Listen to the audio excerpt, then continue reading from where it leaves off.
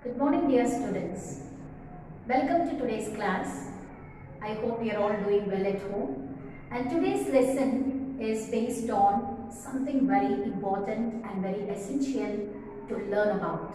And in the previous class, we have learned the last bargain by Rabindranath Tagore. In this lesson also, we are going to learn about one of the major characters and one of the eminent personalities of India. He is none other than H.P.S. Ahluwalia. The title of the lesson is The Summit Within. What is that? The Summit Within. What does it mean by summit? Summit is nothing but the mountain peak or the edge of the mountain. It's the mountain peak. What is that mountain? Is the world famous one and it is located in India? Yes, whatever you are thinking in your mind is right. We are all diehard of this mountain. It's none other than the Mount Everest. He is one of the members of India who had scaled Mount Everest in the year 1965. If we get back 2 years back of 1965, there was a defining moment in his life actually. Mr. H.P.S. Ahluwalia was a prominent member of this expedition. As I told you just now, summit in the sense the peak of the mountain. In the same way, expedition is nothing but mission. M-I-S-S-I-O-N. Mission is consisting a great number of people. So, Ahluwalia was not just a scaled mountain alone, and he has got some team of members with whom he had scaled the Mount Everest in the year 1965. And in this lesson, he goes like this, and the whole lesson is written in the first person. What is the first person singular in English? That's I. I refers to H.P.S. Ahluwalia, and he goes like this. Shall we go? Yes. Before we learn about this lesson, we should know a little biographical sketch of Major H.P.S. Ahluwalia. And he was a member of the first successful Indian expedition to Mount Everest in 1965, as I told you. And how did he feel when he stood on the highest point or highest peak of Mount Everest? See, when you achieve something in your life, okay, you cannot control your emotion at all. After reaching the Mount Everest, the peak point of the Mount Everest, how did he feel? You just imagine. We can't even imagine the success that's being gained by H.P.S. Ahluwalia. And he says like this, let us hear this story from his own words. And climbing the summit, and then the more difficult task of climbing the summit within. Here we come across two different kinds of peaks. One is the peak of Mount Everest. The other one is the peak of the mentality or the mindset of the people. So we need to reach the mindset. That means how our mindset will take you. It must take us to the highest point of our thinking. What would be your highest point of thinking, you know? He says like this. Okay, just climbing the Mount Everest, it's a physical activity. But climbing the summit within is really a great kind of thing. Like monks and saints, okay, what they actually wish to get it, they used to go far away places, they go to Everest or they go to some hilly areas. Why the people selected or why they just wanted to go and why they determined to go to far away places and meditate God, you know? First of all, they wanted to get peacefulness. Okay, wherever there is peace, there is the presence of God. We can feel the presence of God where there is peacefulness. If you are there with your own family members and when you are having that worldly pleasures and worldly problems, you cannot reach God so easily. If you wanted to reach God, you need to do a bit of exercise. You need to go away from the people. Okay, here, of all the emotions which surged through me as I stood on the summit of Everest, looking over miles of panorama. What does it mean by panoramic view? A wide range of view. Okay, sometimes whenever we wanted to take some mobile or any object, I mean to say camera, you'll be going for certain kinds of features in it. Okay, you'll be looking for zoom and as well as panoramic view, means all three sides it can be covered. Okay, panorama is nothing but the wide range of distance. Okay, and the dominant one I think was humility. What is the dominant one? You know, just climbing the Mount Everest is not just required. We need to have humility. Humility is nothing but humbleness. We have to consider how great you are. You have to consider yourself as the low personality. You have to make yourself so humble that meekness must come and occupy in your mind. Unless it comes to your mind, you cannot consider yourself so down. Okay, even you have achieved something great in this world. Okay, you should not consider yourself as the greatest personality. Our greatness must be spread over by our own humility. We need to have humility. Humility means humbleness. Humbleness means meekness, being very low, going down. Okay. And here he says like this, I was so emotional by the time when I reached the peak of the Mount Everest. But just climbing the Mount Everest is not just enough for me. I have to reach the peak of my character. Everybody needs to have a good character. Our good character is decided by having certain good qualities within us.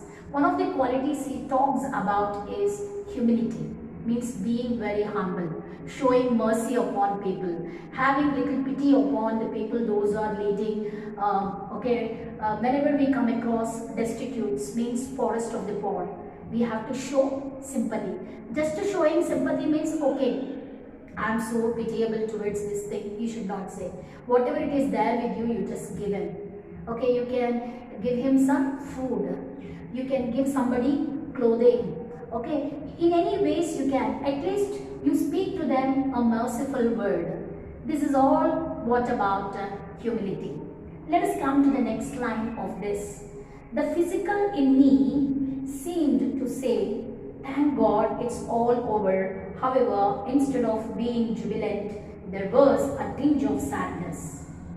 Physically, I just climbed the Mount Everest, but that's not enough for me.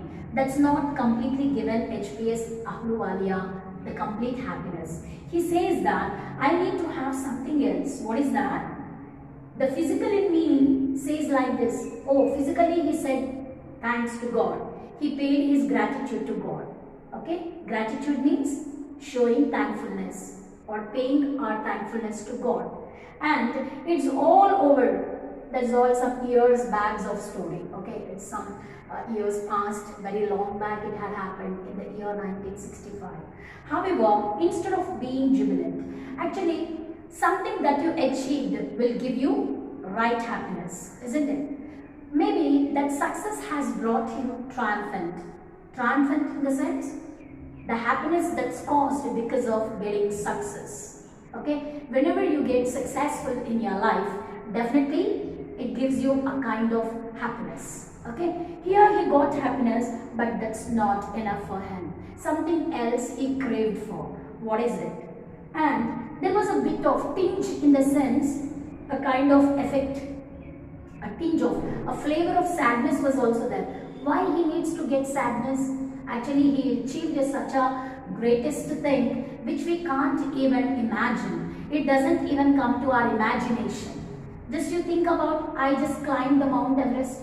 Maybe thinking or imagining the things is an easy job, but coming into our reality, okay, getting into our own, okay, lifetime experience in the sense, that's not an easy task. Understand? Here he feels like that.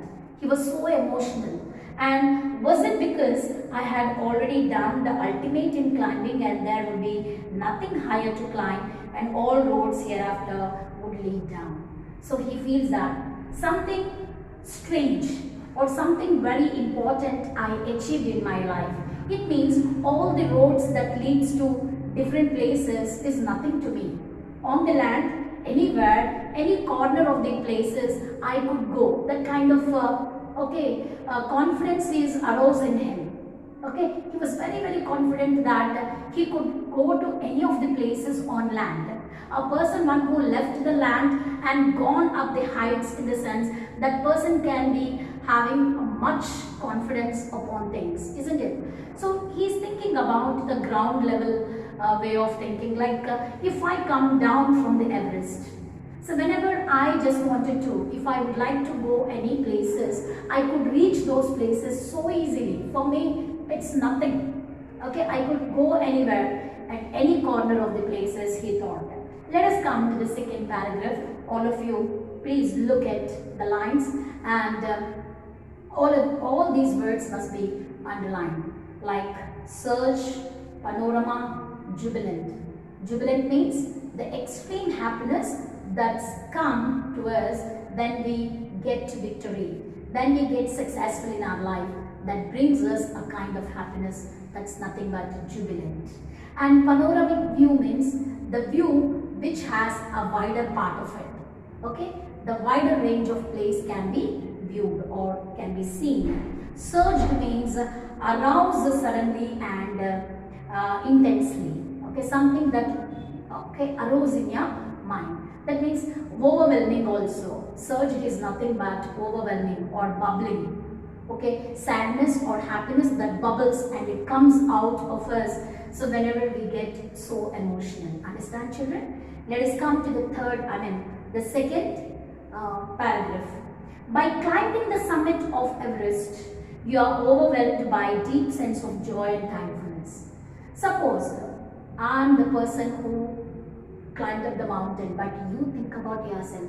The author, H.P.S. Ahluwalia, says that if you take my position, okay, so definitely a person, one who wants to be a mountaineer, okay, he would be having two different kinds of emotions. One is the deep sense of joy, uncontrollable joy you'll be getting, and thankfulness. You can be more paying gratitude to God. You feel that the presence of God. Once you go any faraway places and where you have not, you haven't gone through any dangers, okay, and you have come back so safely, in the sense you definitely praise God, you definitely paying thankfulness to God. Why? You feel the presence of God. Okay, whoever is not putting up their belief on God, they started believing God, If God's presence is not there, we cannot live happily, or we can't be alive even. Okay, and he says that two important feel or emotion the people would be getting. The first one is joy, uncontrollable joy, and the other one is thankfulness. And it's a joy which lasts a lifetime. See, if any happiness, if you get any kind of happiness, something that has brought happiness to you, that happiness could be with you for some minutes or some hours. But lifetime happiness, in the sense you can't even get it. You can't even imagine. Sometimes God will give us lifetime happiness when you climb up the summit within, not the summit of the Mount Everest. If you climb up the peak of your heart or your soul is nothing but another summit he's speaking about. He's not just speaking regarding the Mount Everest, climbing of the Mount Everest. He's talking about the summit within us, that is the soul. God has given us the soul and life, and also he has given us, what is that? The sense. If you talk about the soul, okay, so when we talk about soul, when we are discussing about soul, you definitely come across another summit. Okay, that soul you need to climb up. What is the peak of that summit? First step is humility he's talking. Okay, we should think seriously about humility. All of us need to have humility, means kindness. And it is a joy which lasts a lifetime. The experience changes you completely. Once you climb up the Mount Everest, once you try to climb up, the soul within you, it will give a complete happiness. Sometimes the happiness can last for some hour. I told you just now. Okay, the happiness that we get can last for some time. But the lifetime happiness, if you wanted to get, okay, you need to climb up the summit within. And the man who has been to the mountains is never the same again. Not only me. Any mountaineer climbs the peak of the mountain. When he comes down the mountain, you cannot see him or you cannot find him as normal as how he was before. Okay, he could be completely changed. When you observe him very closely, a new kind of personality you can have within him. Okay, he won't be the same like how he went up. At the time when he was coming back from the mountain, he would be completely a different kind of personality. Because he says that I am the proof, I am the evidence. Okay, the evidence is speaking to you now. Because when I was climbing the Mount Everest, I was a different person. When I came down the Mount Everest, I totally got changed. What that changed him, you know, he says about it in the next paragraph. As I look back at life after climbing the Everest, I cannot help remarking about the other summit, the summit of the mind. So when you say something like mind and heart, you will be confused. Heart you show here and sometimes mind you show here. Sometimes mind you show here, heart you show here, because they are interconnected. Mind and heart of a person is interconnected, because here you think, here you take decision, and out through your mouth you speak. These are all combined to each other. They are all interrelated with each other. He says that when you think here, you will be taking a decision here. Okay, and the summit of the mind he is talking in the next line. No less formidable. What does it mean by the word formidable? Frightening. Climbing up the mountain, Mount Everest, is not easy because the mountain is covered with ice. Everywhere you can see the snow. You cannot walk on the snow, especially when we are walking in a slantwise. It won't be that very easy what you are thinking about. Okay, spike shoes they wear, the metallic shoes that they wear, and sometimes with big ropes and hooks they use to climb up the mountains. Isn't it, children? So it is formidable. Formidable means very dangerous. It's risk to life. Sometimes most of the mountaineers, they fell down and they died. Most of them have fallen down and died in the history. Those who had determination of climbing up the mountain, all of them were not succeeded in their job. Some of them have got failure, but this failure is also a great failure. But this failure is not considered as a failure, because still they got success in their life. Why? You know, making an attempt itself is a great success. That's why we always tell you, whenever we are conducting any competitions, we ask you to come in great number. Why, you know? Why, you know?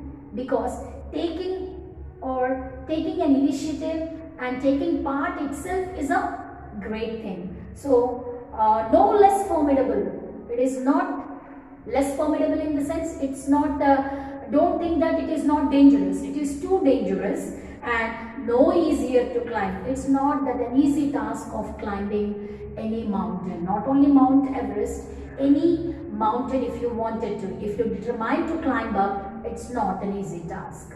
We will continue this lesson in the next episode. Until then, goodbye. Take care.